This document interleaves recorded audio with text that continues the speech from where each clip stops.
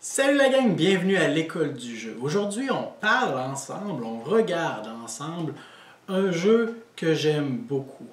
Tout le monde connaît la mécanique du deck building. Eh bien, ce jeu-là prend l'idée, mais l'adapte afin de devenir un jeu de bag building. Oh, intéressant! Et oui, vous l'aurez deviné, je parle bien de Orléans. Je vais vendre la mèche en vous disant tout de suite qu'il s'agit d'un jeu qui se trouve dans mon top 3 des jeux existants au monde. Pourquoi j'aime ce jeu? On regarde ça ensemble. Voici donc un aperçu du jeu. Nous avons le plateau central divisé en deux parties, la partie recrutement et la partie exploration. Nous avons également ce plateau supplémentaire qui représente le conseil de ville et finalement, chaque joueur va se voir remettre un plateau individuel regroupant toutes les actions qu'il pourra faire au cours de la partie. Une partie dure 18 tours, mais comment savoir que la partie tire à sa fin? Eh bien, vous aurez en début de partie à mélanger toutes ces tuiles événements de façon aléatoire. Puis vous aurez à ajouter cette tuile d'une couleur un peu différente sur le dessus de la pile et la partie débutera toujours avec cet événement bien particulier. Il y a des événements qui sont positifs, il y en a qui sont négatifs. Vous aurez ensuite à mettre la pile de tuiles événements juste ici et au début de chaque tour, vous dévoilerez l'événement qui aura lieu à la fin du tour actuel. Lorsque la dernière tuile est dévoilée, il s'agit alors du dernier tour. Une fois que le dernier tour est terminé, nous allons pouvoir passer à la comptabilisation des points. Nous avons un petit aide-mémoire ici afin de nous rappeler ce qui donne des points en fin de partie. Nous voyons que chaque ressource donnera un nombre de points bien précis selon le type de ressource. Nous voyons également que en fin de partie, une pièce nous donnera un point et nous aurons un petit calcul à effectuer afin d'avoir des points supplémentaires. Grosso modo, le nombre de comptoirs commerciaux plus le nombre de personnages d'influence en fait gagnés auprès de certains personnages que nous aurons gagnés, multiplié par notre niveau de connaissance, nous donnera des points supplémentaires. Le plateau individuel de chaque joueur regroupe toutes les actions qu'ils pourront effectuer en cours de partie. Évidemment, au début de la partie, les joueurs n'ont pas tous les personnages nécessaires pour activer toutes ces actions-là. Simultanément, les joueurs vont, avec les personnages de départ qu'ils auront, tous les mêmes, choisir les actions qu'ils voudront effectuer. Alors pour ce faire, nous avons, avec des petites bannières juste ici, toutes les actions qui sont identifiées et nous avons, au bas de chacune d'entre elles, tous les travailleurs nécessaires afin d'effectuer l'action. Alors comme je le disais, simultanément, les joueurs vont placer leurs jetons, leurs personnages, afin de remplir les actions, les emplacements des actions qu'ils veulent effectuer. Et les personnages supplémentaires pourront être placés à l'avance pour un prochain tour. Ces personnages-là qui n'ont pas été activés resteront sur le plateau jusqu'à temps que l'action ait été effectuée.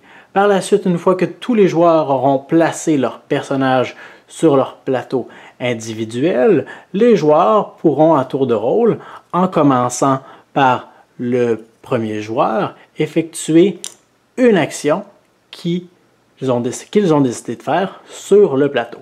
Et de la façon que le plateau est divisé, vous remarquerez tout à l'heure, nous avons au bas le marché. Alors, ce sont tous les personnages que le joueur peut utiliser pendant son tour. Nous avons la section juste ici qui représente la ville. Alors, particulièrement les actions en lien avec la partie recrutement du plateau central et avec la partie du conseil de ville. Et nous avons la partie supérieure ici qui est liée directement à la partie exploration du plateau central. Vous aurez de nombreux bénéfices à recruter de nouveaux personnages à travers les actions disponibles sur votre plateau personnel. Par exemple, si vous décidez d'activer le monastère en y envoyant ces deux personnages, vous viendrez chercher un moine auquel vous aurez accès peut-être au cours des prochains tours. Le moine vous servira en fait de passe-partout, de joker, afin d'effectuer n'importe quel travail, n'importe quel personnage qu'il pourra remplacer sur votre plateau. Si vous décidez d'aller visiter la ferme, alors vous venez tout simplement recruter un fermier, vous avancez votre petit jeton de 1 et vous récoltez la ressource qui est illustrée juste ici. Si vous décidez d'aller plutôt au village, vous aurez différents personnages que vous pourrez recruter. Alors si vous décidez de recruter celui-là, vous prenez un personnage, vous avancez votre petit jeton et vous pourrez récolter une roulette comme ceci. À partir de ce moment-là, vous pourrez placer la roulette sur l'un des emplacements de votre plateau personnel. La première roulette que vous allez récolter devra automatiquement remplacer un fermier. Mais à partir de ce moment-là, pour toutes les fois que vous aurez à activer cette action, il vous faudra un personnage de moins. Si vous décidez d'aller recruter ce personnage en allant au village, vous prendrez encore une fois le personnage qui est là et vous avancerez votre jeton. Par la suite, vous aurez le choix de prendre la pile de construction, soit la pile numéro 1 ou la pile numéro 2, un petit peu plus loin, et ces constructions deviendront des extensions à votre village qui vous donneront accès à des nouvelles actions ou à des actions que vous aviez déjà, mais beaucoup plus importantes ou beaucoup plus fortes.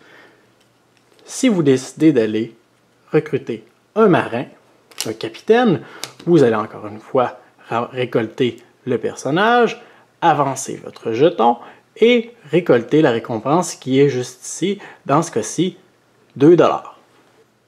Si vous décidez d'aller visiter le château, vous viendrez récupérer un chevalier et vous avancerez votre cube d'un emplacement.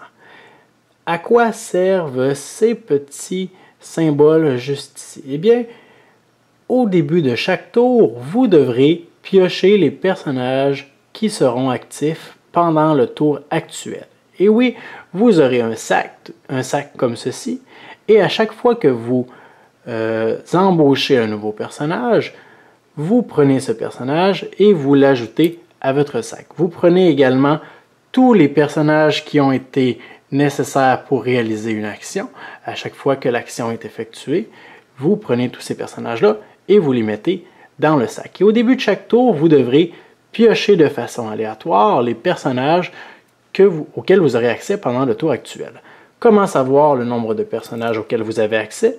Eh bien, tout dépendant où est-ce que votre cube se situe sur cette piste, vous pourrez piocher 4 personnages, 5, 6, 7 ou même 8 personnages juste ici au début de chaque tour. Si vous décidez d'aller visiter l'université, encore une fois, tous les personnages nécessaires ainsi que votre nouveau personnage recruté iraient dans votre sac et vous avanceriez votre cube juste ici.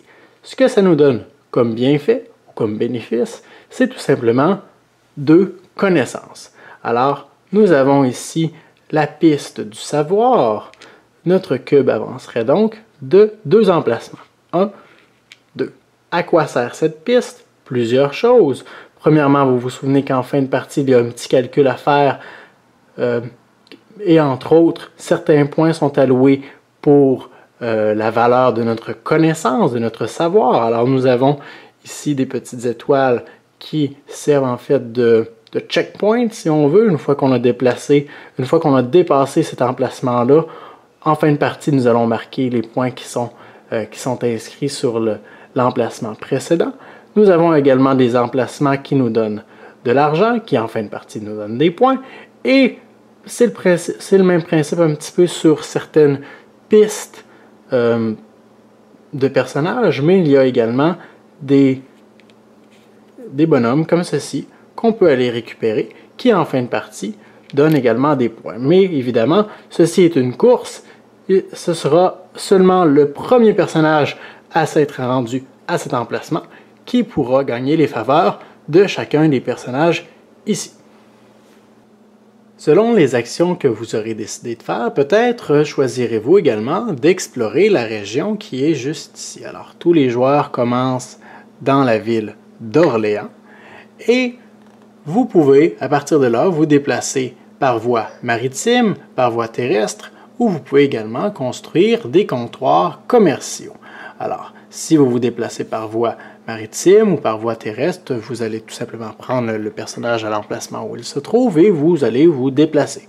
Alors, si par exemple, je me déplace par voie terrestre d'ici à ici, d'une ville à l'autre, le joueur va prendre la ressource qui se trouve entre les deux destinations et va l'ajouter à sa banque de ressources. Si un joueur se déplace d'un emplacement à un autre et que deux ressources s'y trouvent, il choisit la ressource de son choix et laisse l'autre disponible jusqu'à un prochain déplacement.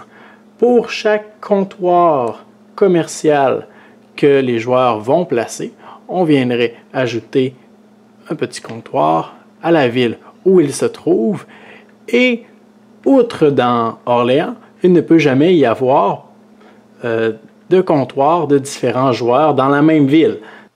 Les joueurs auront également accès au conseil de ville. Pour y accéder, ils devront envoyer un ou deux personnages dans cet emplacement-ci et lorsque viendra le temps de réaliser l'action, ils prendront les deux personnages, traverseront au conseil de ville et le joueur devra choisir dans quel emplacement envoyer ses personnages. Il peut les envoyer dans deux emplacements différents sans problème. Mais il pourrait, par exemple, décider d'envoyer ces deux personnages juste ici. Et pour chaque personnage envoyé, il va toucher la récompense illustrée ici. Alors, pour chaque personnage, il récolterait 2 pièces.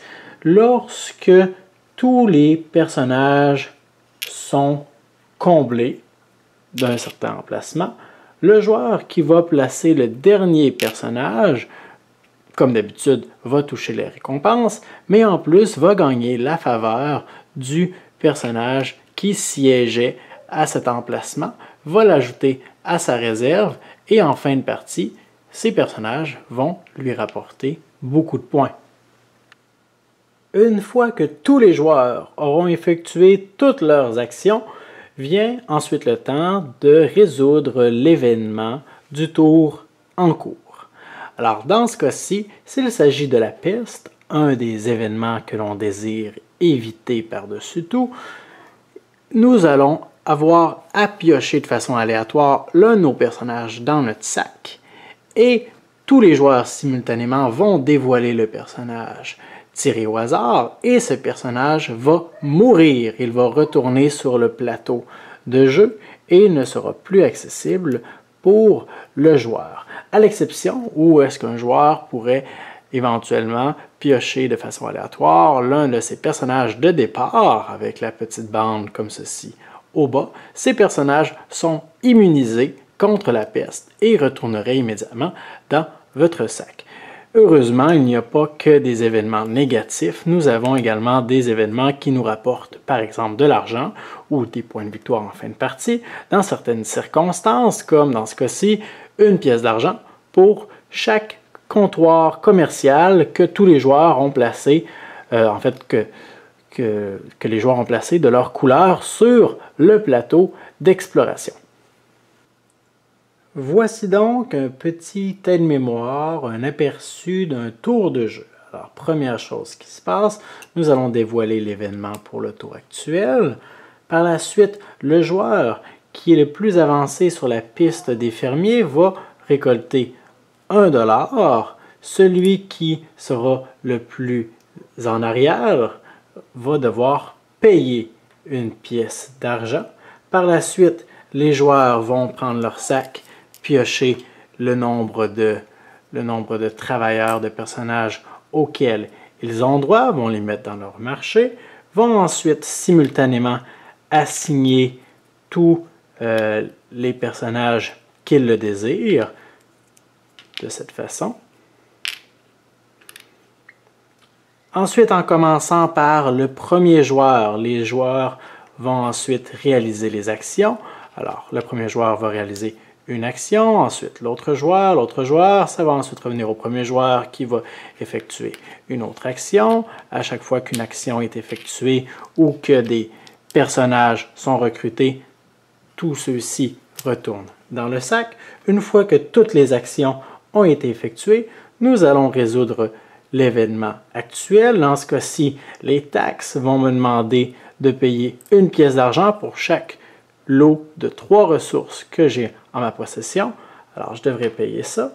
Et finalement, nous allons donner le marqueur premier joueur au joueur adjacent et nous allons être prêts à faire un autre tour. Et voilà pour les grandes lignes de Orléans. Je vous invite à poursuivre avec moi et à visionner la vidéo de mon avis personnel. Vidéo qui apparaît présentement dans le coin supérieur droit de votre écran. En la visionnant, vous aurez des détails supplémentaires sur mon appréciation, mais aussi des détails pour savoir pourquoi est-ce que ce jeu-là se retrouve dans mon top des jeux que j'apprécie le plus, tout simplement. Alors, merci pour votre écoute et à la prochaine.